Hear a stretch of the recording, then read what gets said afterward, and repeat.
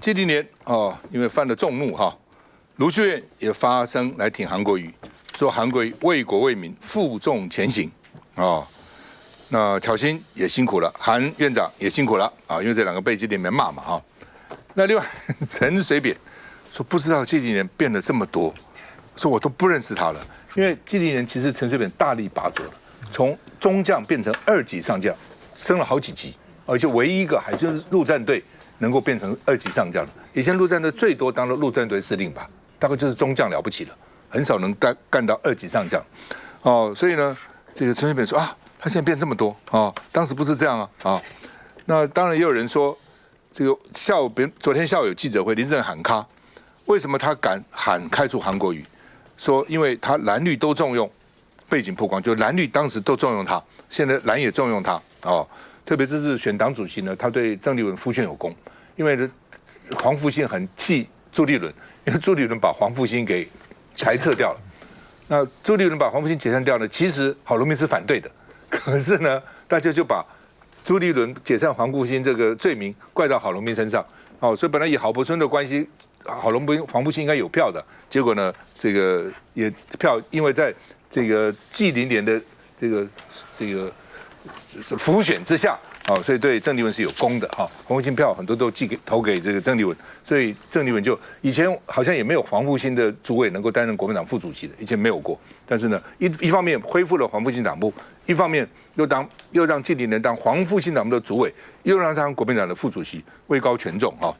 那另外呢，昨天我刚讲国民党昨天深夜，本来我想连续3天假好好休息一下，结果呢，国民党半夜11点多发签字文哦，来开战我哦，这是这个 Now News 的标题叫开战赵少康哦，说军购3800加 N 对党团是有拘束力的，因为我讲了，我说党版照理讲经过党团大会到最后正式决定才叫做党版。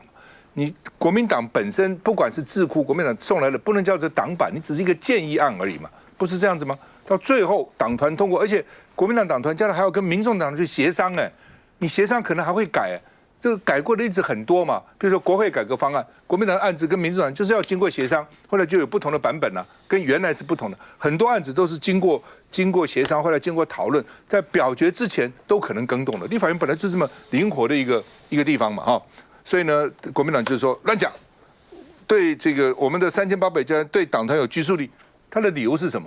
是因为3月5号，哦，他说国民党已经开过党团会议了，已经通过3800加 N 了，所以这是有拘束力了。哦，那如果这样的话，如果你3月5号已经定案了，那不止韩国瑜啊，那天4月29号傅昆萁又召开一个党团大会啊，4月9号中午嘛，是吧？19个国会议员都站起来，立法委员喊说他们支持8000亿都要开除党籍啊，因为都没有遵守你3月5号的案子啊，而且另外。你既然3月1号已经定案了、决定了，为什么4月29还要再开一次呢？而且4月29开这一次也没结论，说可能5月5号什么5月还再开一次，那奇怪了。如果国民党中央讲的3月5号已经定案了，对党团有拘束力了，那4月9号那傅昆萁也违反党纪了，傅昆萁要开除党籍了，他再召开这个4月9号召开个党团大会什么意思啊？要干嘛？所以很奇怪嘛。换句话说，3月20号他们可能做了一个初步的决定，但绝对不是定案，否则就不需要允许大家再讨论嘛。哦，再来讨论，然后还要将来可能还会表决，都说不定。哦，所以我不懂啊，国民党这样骂我，所以对党团有拘束力，你为什么对说没有拘束力？好，这很奇怪啊。那干嘛4月9号再开？叫傅昆萁出来说明一下。傅昆萁，副总召，为什么你4月9号再开一次？奇怪啊，3月5号不是你决定了吗？另外呢，国民党深夜。哦，昨天深夜发表声明回应我，今天上午又把整篇脸书抛出来，哦，说呢军购3800加 N 具有双重正当性，就是国民党提出来的，又是党团会也通过的，所以双重这个正当性哦，所以呢他说2重重要意义，他已经不是单纯的建议了，而是党内经过民主程序确定的正式立场，有政治拘束力，属于党团的集体决策的。成果哦，所以它具有党版跟党团决议版的双重正当性，所以你赵刚胡讲乱讲哦，这就是定案了哦。那而且呢，这个我曾经问我说以前党版没有这样子的，特别党可以有法律案子有预算，它很少，因为预算随时会变动会审查嘛，很少有一个预算的党版。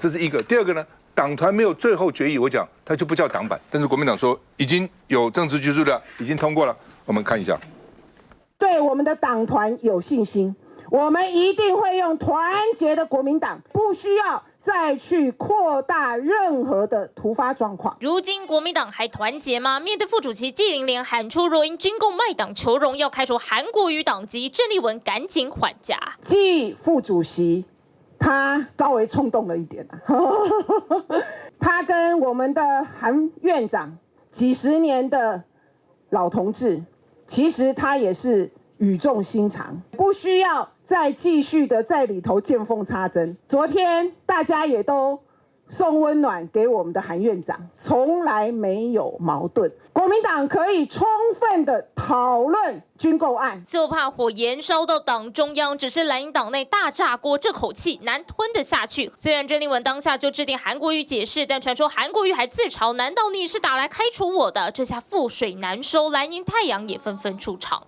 韩院长，你辛苦了，加油！好心也辛苦了，加油！我要语重心长地说，国民党一定要团结。在2年前，我就讲到国防的预算不要低于 GDP 的3%，其实跟行政院所提出的版本相差不多啊。快速的审查，快速的协商，快速的通过。汉子燕子话说得明白，赵少康也质疑过往国民党中常会等到主席讲完话，媒体就会离场，但前一天是季麟莲要求记者留下，这背后是否有引武者？有人指向蓝营金主 CK 杨，谁叫他这样做的？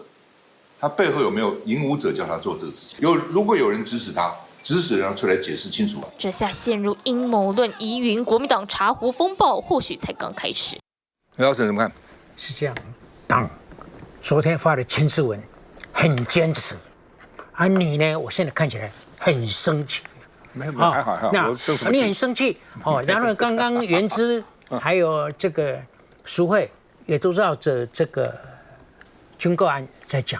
我觉得这是一个假象，这是一个假象，因为这个尤淑慧讲的最好，不管是38亿或者是8000亿，都比1.25兆低嘛，所以站在这样的立场，能够比1.25兆低，就是一个成就，不值得这样骂来骂去嘛。但是季麟莲发动了骂2个人，骂了韩国瑜跟徐小新，然后第一个24小时内。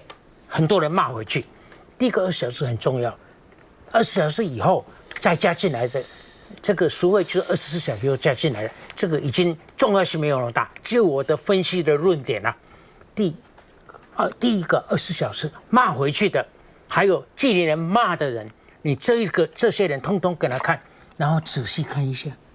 你想，我每次讲到省级啊，来宾都骂我。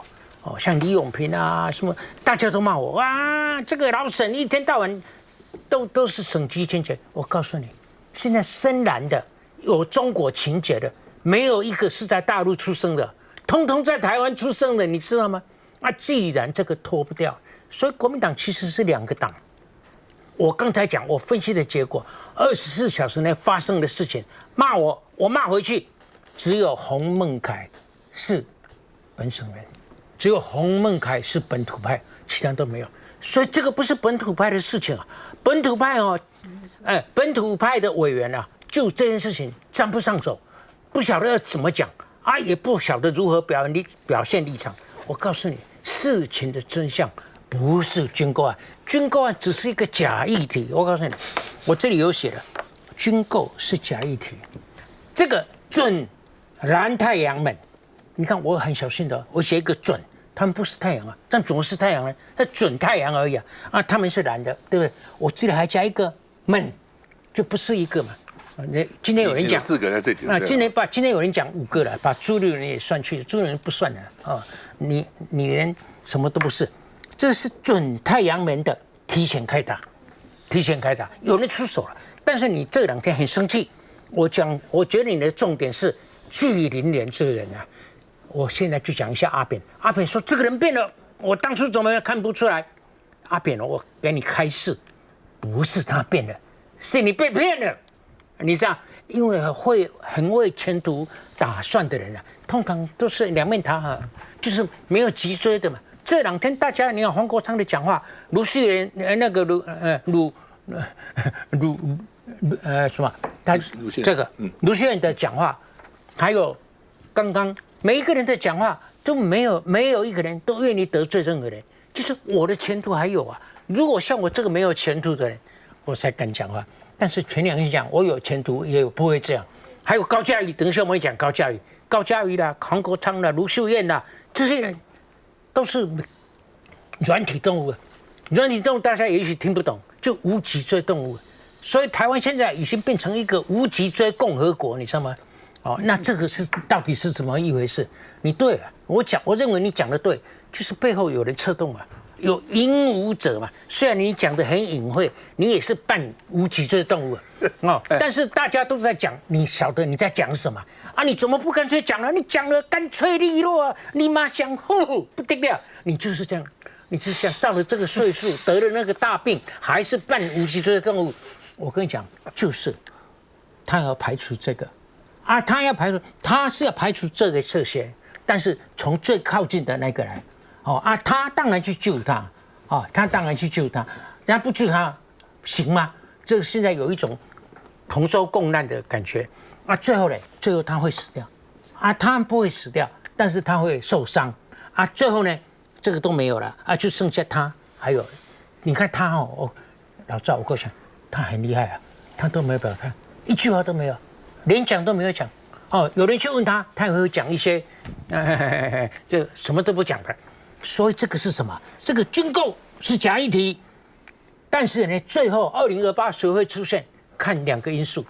你调讲，中国情节加治国能力相乘，治国能力是比较客观的，大家都有看法，这个不重要。中国情节，我真的在这里诚心诚意的警告我们中国国民党的这些有头有脸的人，本土派没有问题哦，本土派没有中国情节。本土派有中国情节，他就像王定宇一样，老早就把自己洗得很干净了。本土派他晓得有中国情节，他比不上人家啊。但是呢，他光是本土，他比得上民进党吗？他也比不上。所以本土派的中国国民党里头有头有脸的人很辛苦啊，只好到中南部去搞钱啊，搞不来了就变成无党籍，就这样可笑又可耻又可悲。啊，这个呢，真正的重点在这里。你们不想听没有关系，现在全台湾就是只有我一个没有未来、没有前途的，所以敢讲话就剩下我。不是、啊，当然有没有2028有没有提前这边开打啊？我也不排除了。但是呢，说军购它也不是一个假议题，这白花花的银子的确你要跟美国买多少？是重大议题啊，人民的血汗钱啊。对，但是不要用它来斗嘛。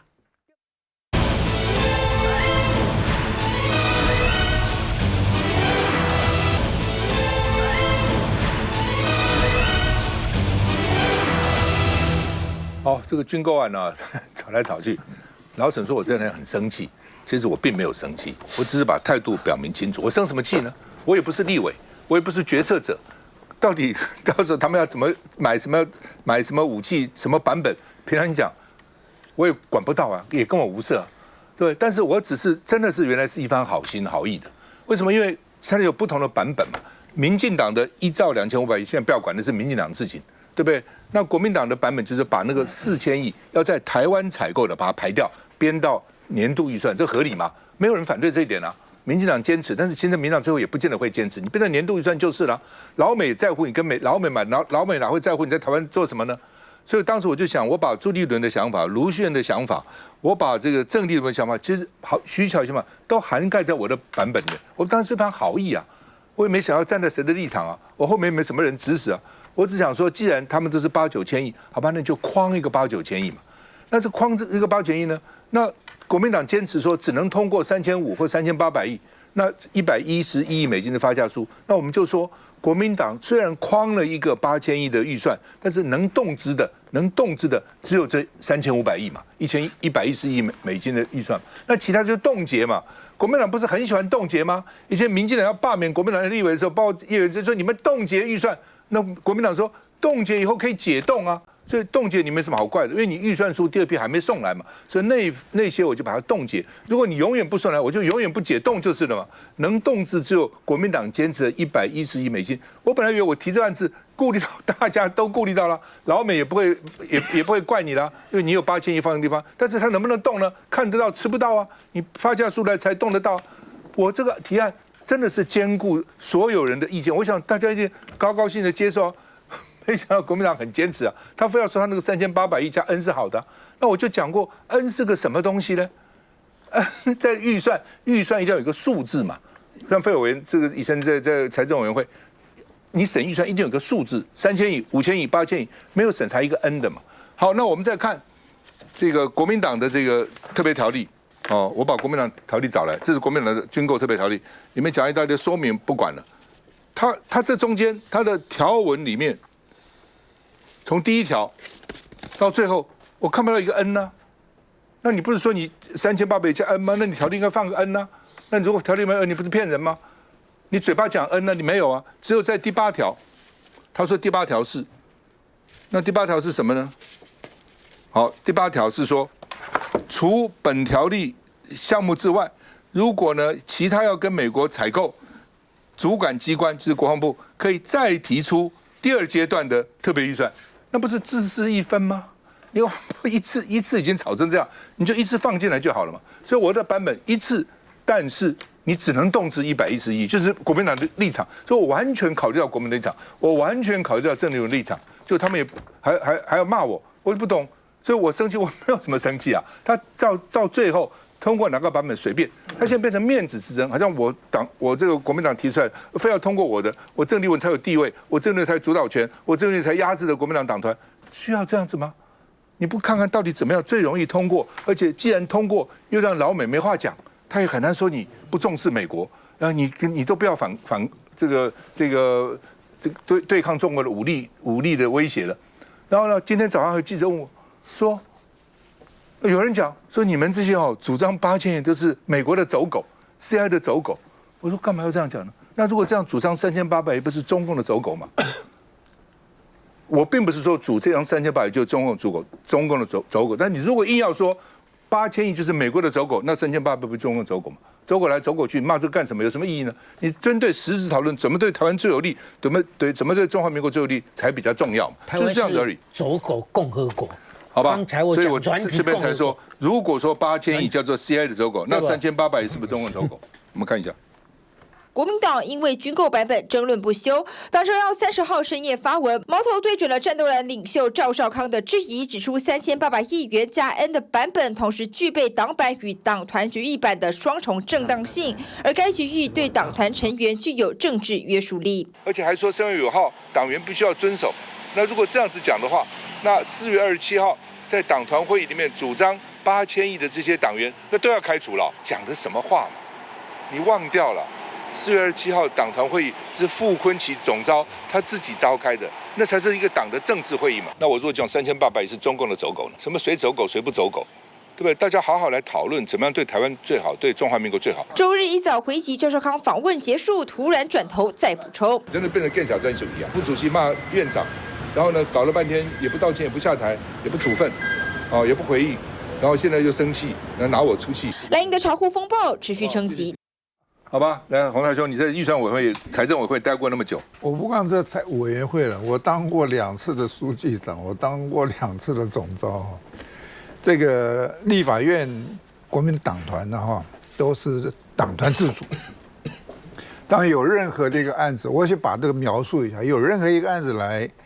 大概都会去问一下智库啊，然后智库啊，从法上还有举例，以前林玉芳还当过智库的这个国防外交的这个小组的召集人嘛都会问问他们的专业意见，跟法上有没有汉格的地方。这个案子这样子智库做出来的会送到党团，党团如果就变成一个提案。现在的争议这个我从刚才的这种新闻里面来判断，到底是党团版，党团的提案版，还是党团的决议？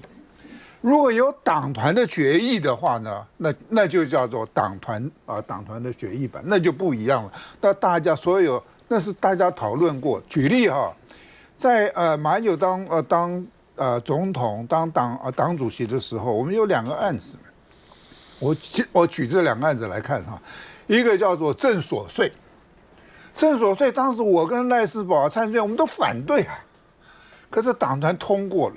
那时候我还是当总召的时候，党团通过了，我们只好配合啊。那是马英九当总统他要的。那还有一个马英九在搞核四的时候，总统府他们跟这个国民党中央党不都希望我核四要继续？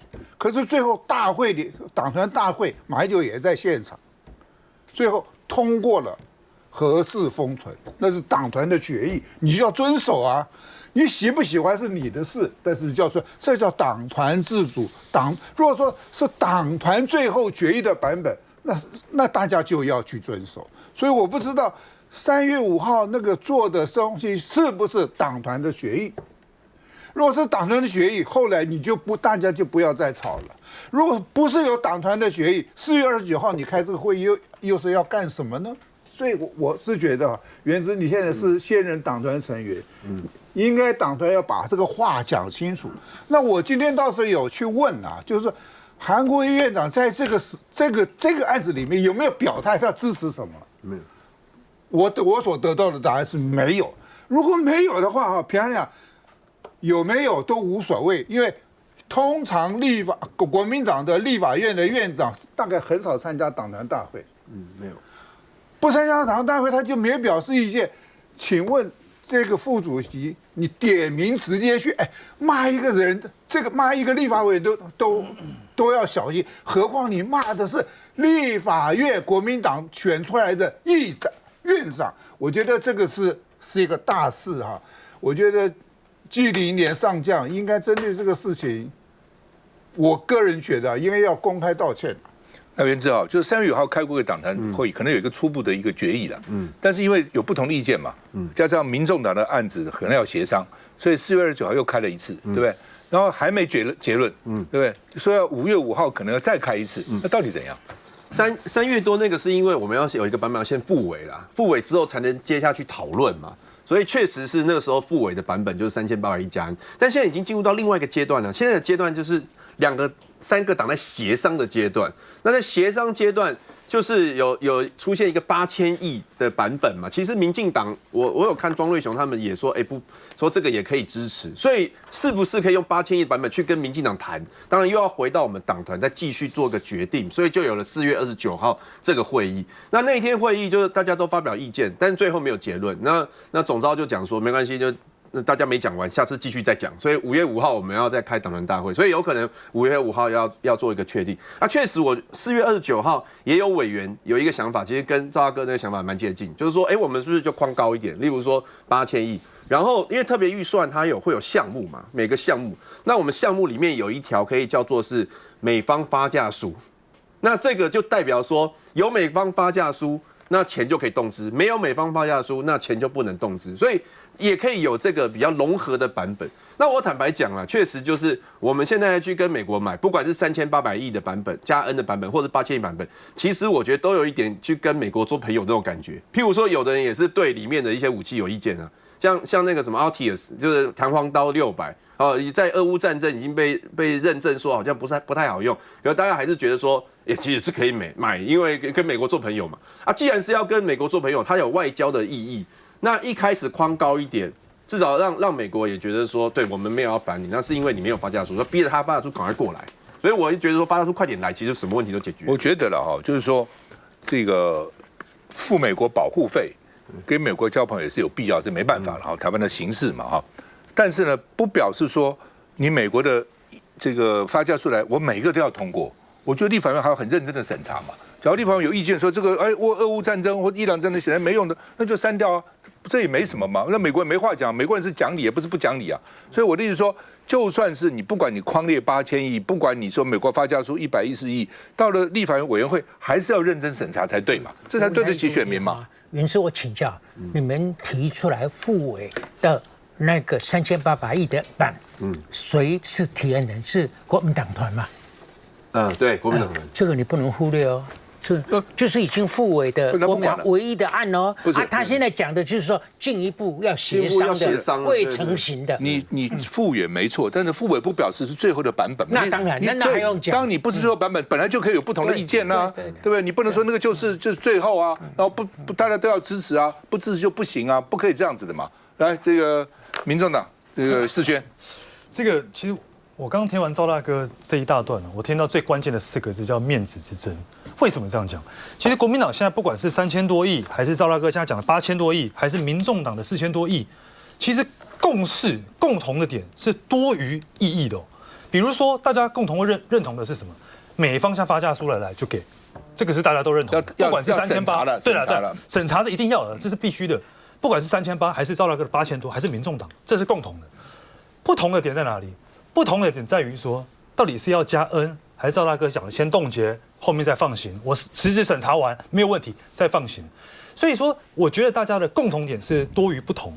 好，我觉得现在的民众党版本是非常清楚的。第一批的这个发价书已经来了，我们就是同意。好，第二批，所以国商委员的定调就是美国赶快第二批过来。第二批来的金额加上第一批，这就是民众党版本。那国民党其实不管怎么样，到最后还是像赵大哥讲的，还是要跟民众党做起来，因为你最后2个党团的版本还是要结合，你才有办法。所以我觉得不要因为赵大哥刚刚讲面子之争，让老百姓在旁边看，因为几千亿一来一去，对于老百姓他没感觉，他只觉得说怎么会吵成这样，到底在干嘛？所以我觉得还是回到站在民众的角度去看，赶快把这事情解决。我最后的结论，5月14号，我个人认为一定要有个结果。民进党现在一定要打一个算盘。5月14号如果超过了这个时间点，万一真的就是老美就想说没有了，这个锅他会一次砸在2个在野党身上。不管过去我们是为了什么原因，在军购这件事情上面要帮人民保住他的这个荷包，讲再多，民进党会把这个锅砸在野党身上。这一点没错，我再讲一次哈。民进党已经给国民党戴一个帽子，叫做什么？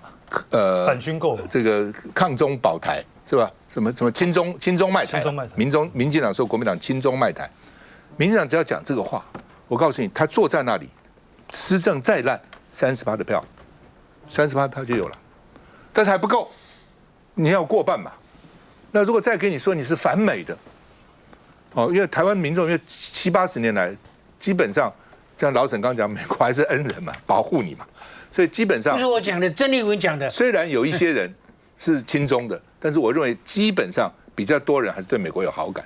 如果你又亲中，你又反美，我告诉你，国民党应该把年底要选县市长的立委找来，比如柯志恩呐、江启臣呐、什么张家俊、谢龙介，把他找来，问他们到底怎么样对他们选情有利，这不是最重要吗？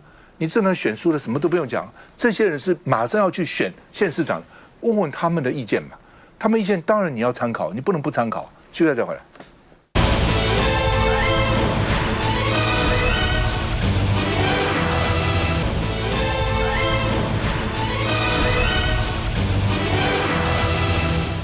再讲一次哈，我并不是说一定要支持那个什么3800亿、8000亿，不是。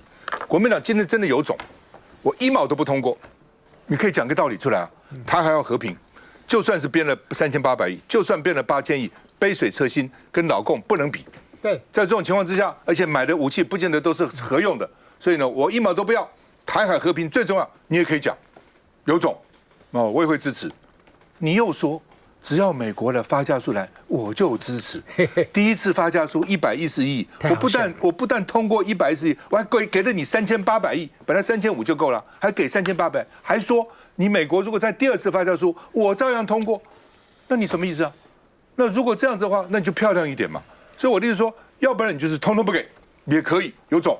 那如果你要给，那你就漂亮一点，你又要给，又要这么扭扭捏捏，然后只给你这些，然后给他戴个帽子。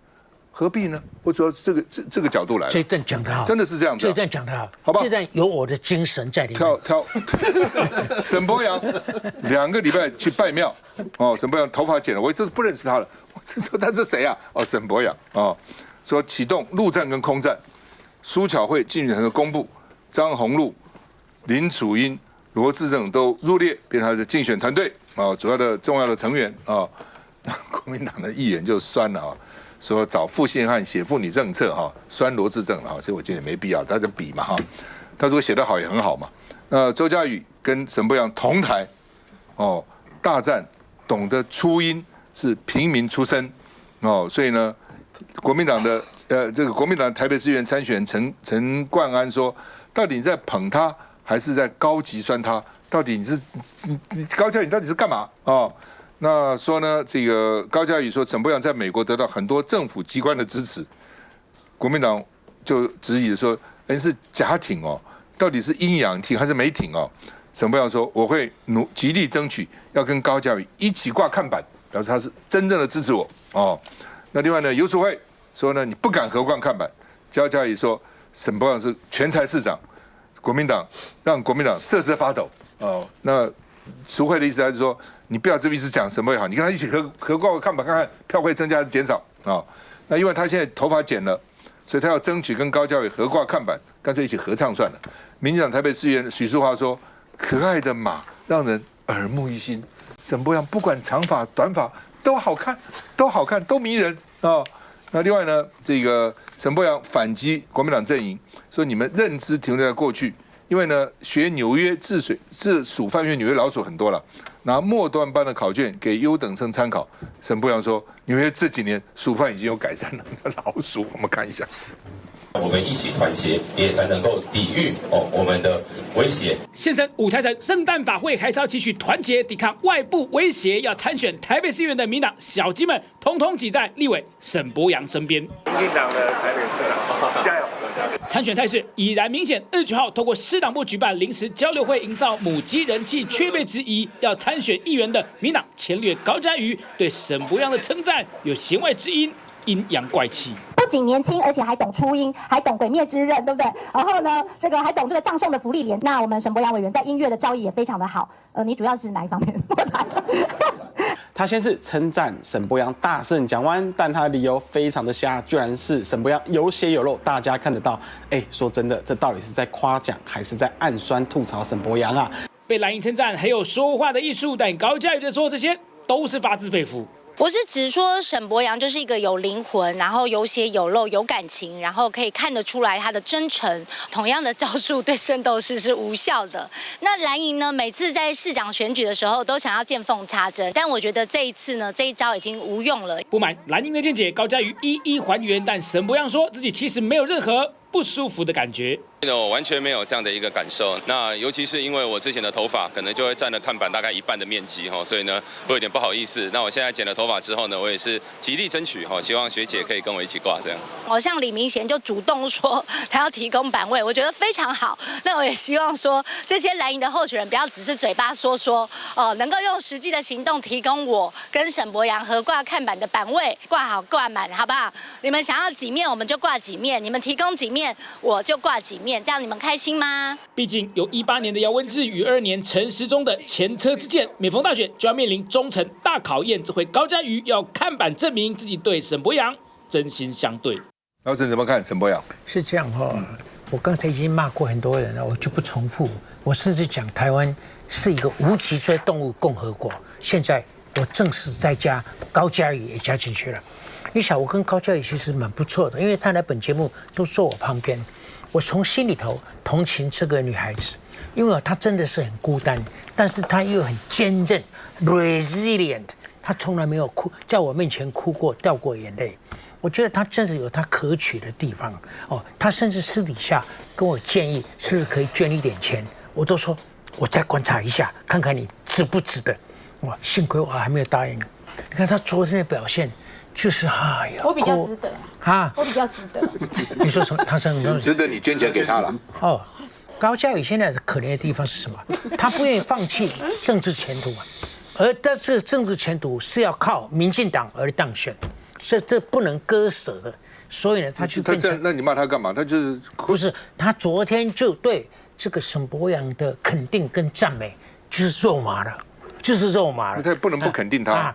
不是这样，你这个要有分寸。你看他当年他去蹭那个柯文哲也是过度了，他做事情就是有一点情感多于理智。其实他还蛮聪明的，他还做过代联会的主席嘞。但是我觉得他走到今天，真的是悲哀啊！真的你不需要说政治前途可有可无嘛，但是他非干不可。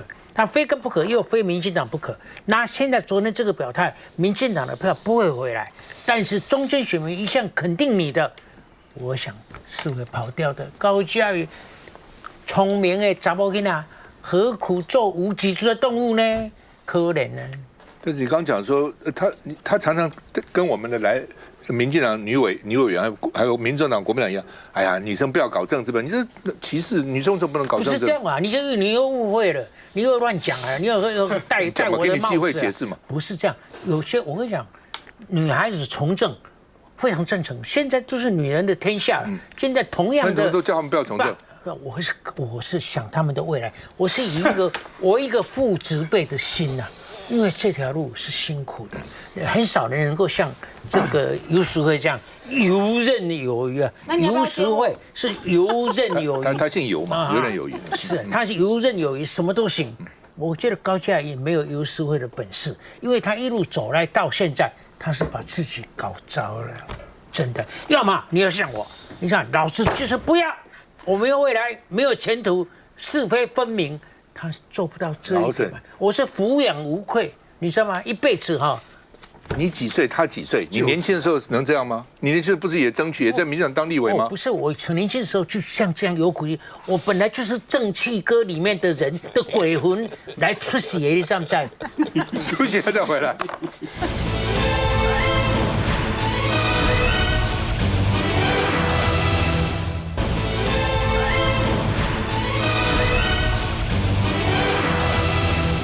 好，看起来民进党千呼万唤，台北市的候选人看起来应该是沈伯洋，所以我看各方人马都去支持他了，不支持也不行啊，就是这个等于是台北市的一个母鸡啊那老沈一直说淑慧是游刃有余，来淑慧怎么看？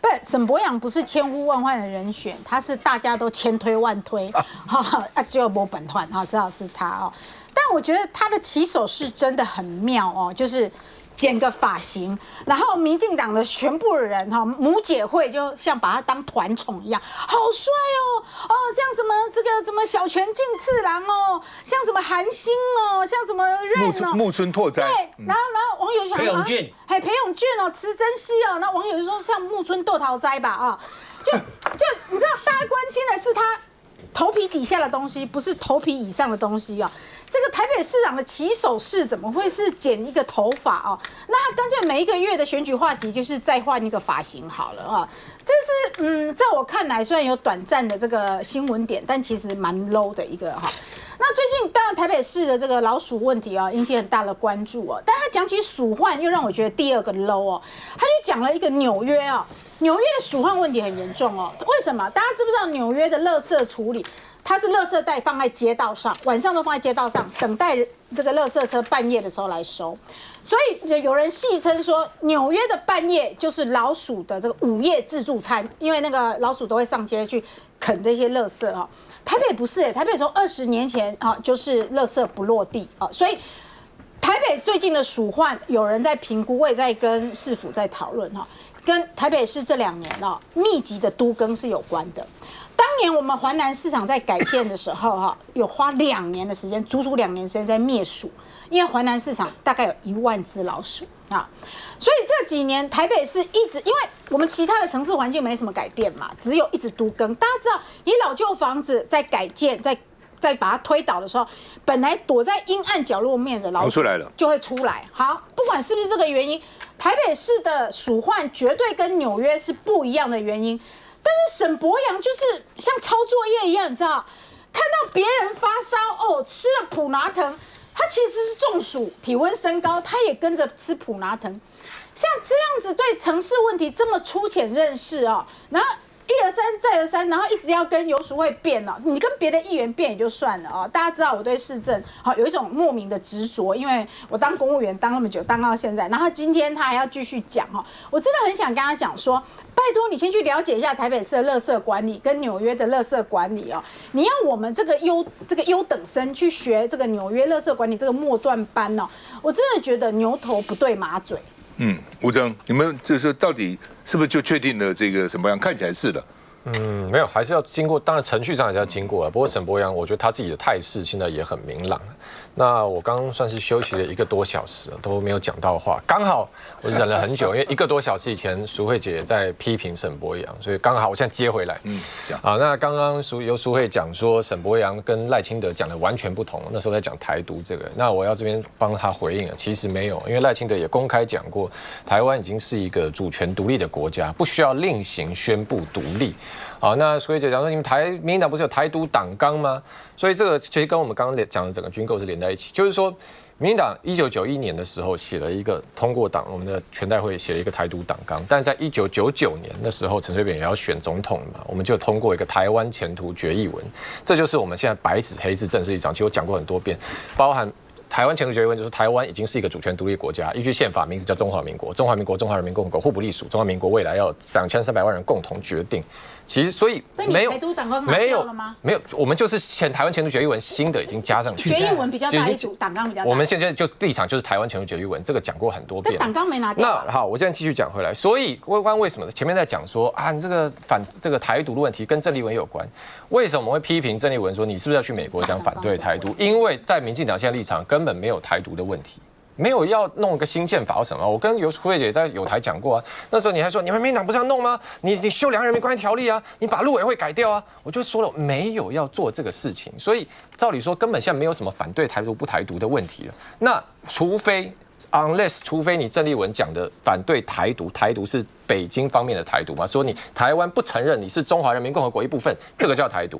除非你要讲这个，不然根本没有台独问题。所以这就是我们对郑丽文的批评了，就是你的立场是不是现在太过向北京靠拢？因为刚刚大家军购讲这么久，那坦白说，真的照傅崐萁自己的讲法，哪需要吵这么多？我觉得真的没有错啊，因为你看国民党骂说空白授权，你们这傅崐萁自己都说美国发下书来我们就过。那不是这个说实在，这个意思不是说你们要对美国空白授权吗？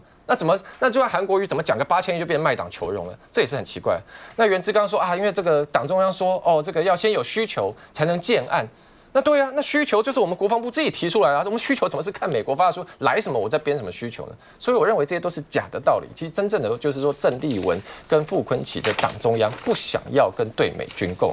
那所以我最后讲回来。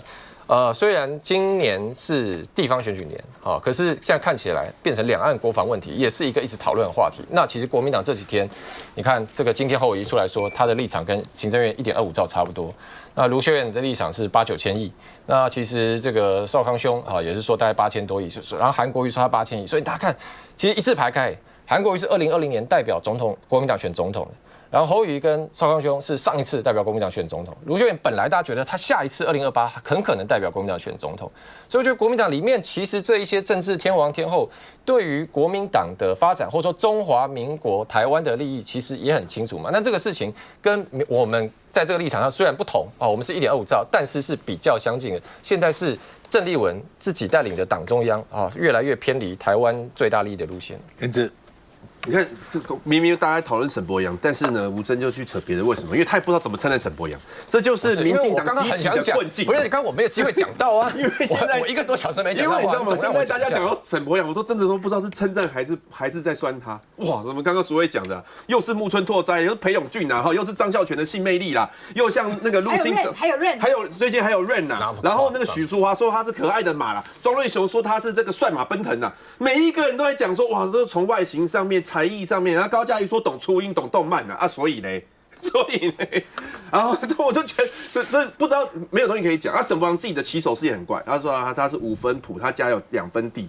所以没有他家的话呢，5分谱要改名叫3分谱，就是也没有他后面是我延伸的啦，但是他也去讲5分谱2分，不是这很怪。然后还有那个陈柏惟怎么说？陈柏惟讲说，哎，这个那个陈柏阳是算他大哥级的啦，为什么呢？又可以拿美国的钱，又家族又可以赚中共的钱，谁能够这样两边赚？除了沈伯洋之外，所以每一个人都不知道到底要怎么去称赞沈伯洋。那沈伯洋确实，我觉得他现在有一点想要讲一些政策，所以他才讲老鼠嘛。可是因为他又不懂台北的老鼠的成因，所以就被鼠会打脸了。那我今天是在网络上看到他被问到，因为他之前讲大巨蛋避震跟噪音的问题，也乱讲一通，讲了一大堆字哦。他记者问他就说，这分长中短期哦，短期呢就要看怎么的监控啊，资讯透不透明，人民知不知道；中期呢要看那个红绿灯的规划，然后长期呢就是要看呢怎么监控，数据怎么样。这讲了一大堆，但是你根本不知道他在讲什么。所以这就是你忽然间就是从小婴儿变成那个博士班，你要去考博士班，那就我觉得就会很不容易检验呐。他现在就面临到这个困境，也造成吴峥就是不知道怎么帮他讲，只好去扯别人。没有，我还是可以帮他讲。不，这个沈伯洋议题已经变成台湾政论集体困境，就是不管蓝的也好，绿的也好，白的也好，大家不知道怎么评论，这是我现在看到的困境。但是我还是必须回复刚刚吴峥又提到的那个军购。你刚刚讲到说，国防提出自己的需求，所以为什么我们在野党为什么一直讲说要等美国的发假书？可是问题的根本是什么？这一次的顺序其实是有问题的。在2000年的时候，不管那个时候买那个反潜机啊等等，它是有一定的军购流程，从这个叫做 PAR 到 LOR 到 LOA。这一次的问题是什么？这一次的问题是，民进党是直接进入到第3阶段所谓的 LOA， 甚至我们是在美国这里叫 DSCA 公告以后才到立法院来审查。所以为什么在野党会有这么大的意见？因为你们的程序上就是有问题。所以我觉得这个应该要先清楚的回复。至于沈伯洋，我先自首，我真的完全不知道怎么评论。我只觉得沈伯洋现在抛一些奇奇怪怪的议题，有些议题蒋万安，我个人认为不用在这种事情上面跟他纠缠，因为没什么营养。其实我觉得要参选议员的，像刚刚这种关安啊等等这种蓝营的小鸡，大家可以针对沈伯洋这个去讨论。但是蒋万安目前我来看是完全没有必要。王大雄，选市长的人呢，当然要谈政见，谈台北的未来。我常常有一个感触哈，在台北市工作，年薪300万的人在台北市是买不起房子。这是一个年轻人最关心的哈。麻烦多谈谈台北给台北给年轻人的未来到底是什么？我觉得这个样子啊，比较有健康啊。现在南流的很多。很多。现在以前都是大家想要到北